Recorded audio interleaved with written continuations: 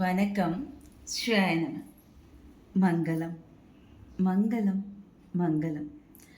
அவனை விட மங்களம் அவருடைய கதைகள். கேட்க கேட்க மங்களகரமாக இருக்கும். இதையும் நம்முடைய வேதமே சொல்கின்றது. அதுவும் விஷ்ணு பரமாத்மா கதை இருக்கிறதே, விஷ்ணுவை காட்டிலும் நம்மிடம் அதிக அன்பு கொண்டது, வாத்சல்யம் கொண்டது. ஆகையினால்தான் அதை நாம் ஒன்று கூடி அனுபவிக்கக்கூடிய காலகட்டத்தில் வாழ்ந்து கொண்டிருக்கின்றோம். விஷ்ணுவை நாம் எப்படியெல்லாம் அனுபவிக்கப் போகின்றோம் தெரியுமா? எப்படி அனுபவிப்பது? அவன் எப்படி இருப்பான் என்று முதலில் நமக்கு தெரியுமா? மகரிஷிகள், மகான்கள், ஆச்சாரிய புருஷர்கள், ஆழ்வார்கள் அவருடைய பிரபாவத்தை எடுத்து சொல்வதனாலே நாம் அதையெல்லாம் கேட்டுக்கொண்டிருக்கின்றோம். இப்படி இருப்பார் என்று பேசிக்கொண்டிருக்கின்றோம் இல்லையா? சொல்லினால் சொல்லப்படும் பொருள் அவர், அதற்கு அப்பாற்பட்டவரும் அவரே. அவருடைய தன்மையை வேதம் விவரித்துவிட்டு இறுதியில் என்ன சொல்கிறது தெரியுமா நமக்கு? இதையெல்லாம் காட்டிலும் 10 அங்குலம் அவர் தள்ளி இருக்கின்றார். இந்த மாதிரி சொன்னால் அவருடைய பெருமையை நம்மால் உணரத்தான் முடியுமா? அப்படி இயலுமா? எப்படி உணர்வது? எப்படி அனுபவிக்க வேண்டும் என்று எண்ணம் இருக்கும் அல்லவா? அணுவுக்குள் அணுவாக இருக்கின்ற எம்பெருமான் மிக பெரியதை காட்டிலும் பெரிதாக இருக்கின்றார் கண்ண பரமாத்மா.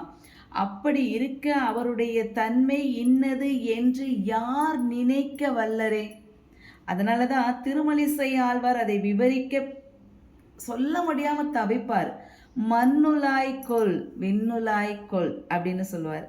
அதாவது யக்னம் செய்யும் பொழுது ஒரு பிரார்த்தனை வைப்பாங்க, நீ எங்கே இருந்தாலும் இப்போதே வந்து இந்த ஹவீஸை பெற்றுக்கொள், வாங்கிக்கொள் என்று சொல்வார்கள். அவன் எங்கே இருந்தாலுமே ஓடி வருவான். கிருஷ்ண பரமாத்மா, சீனிவாச பெருமாள். இப்போ ஒருத்தருக்கு திடீர்னு ஒரு சந்தேகம் வரும். ஒருத்தர் டெல்லியில் இருக்காங்க, யக்னம் பண்ணிட்டு இருக்காங்க, கல்கத்தாவில் இருக்கும், மெட்ராஸில் இருக்கும், விஜயவாடாவில் இருக்கும், மட்டப்பள்ளியில் இருக்கும். ஒரே மந்திரம் ஒரே சமயத்தில் எல்லா இடத்துலையும் சொல்லப்படக்கூடிய ஒரு நிலை ஏற்பட்டிருக்கும். அப்போ இந்த ஒரு சந்தேகம் எப்படி இருக்குன்னா, ஒரே சமயத்தில் எல்லாரும் கூப்பிடுறாங்க. அப்போ பகவான் என்ன பண்ணுவார்? எந்த இடத்துக்கு போவார்?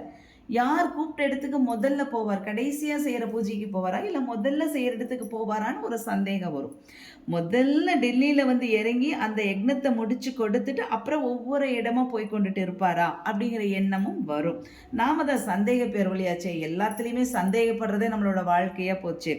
அப்படி எந்த இடத்துலையுமே கிடையாது. எந்த இடத்தில் இருந்தாலும், எந்த இடத்தில் இருந்து நாம் பரமாத்மாவை கூப்பிட்டாலும் அந்த இடத்திலே அப்படியே வந்து நிற்கின்ற நம்முடைய கண்ண பரமாத்மா, அதுதான் அவருடைய விசேஷமான திவ்யாத்ம ஸ்வரூபம் என்று சொல்லப்படக்கூடிய ஒரு நிலை. அப்படித்தான் மகாங்கன் வாக்கும் உபனிஷத்துகளும் அப்படித்தானே சொல்லுது நமக்கு. பெருமாளுக்கு இன்னொரு பெயர் என்ன தெரியுமா? திவ்யாத்ம ஸ்வரூபன் என்று அவருடைய நாமத்தை அற்புதமாக நமக்கு சொல்லிக் கொடுக்கின்றது. அதாவது ஆடி ஆடி அகம் கரைந்து இசை பாடி பாடி கண்ணீர் மல்கி காதலாகி எங்கும் நாடி நாடி நரசிம்மா என்று வாடி வாடும் இவ்வாள் நுதலே அப்படின்னு நம்மாழ்வார் பாடுறாரு பாருங்க. இதுல நாம எங்க கவனிக்க முடியும்? நரசிம்ம பெருமான் தூணிலிருந்து ஸ்தம்பத்திலிருந்து தானே வந்தார் என்று நாம எல்லாருமே ஸ்தம்பத்தையே பார்த்து கொண்டிருப்போம்.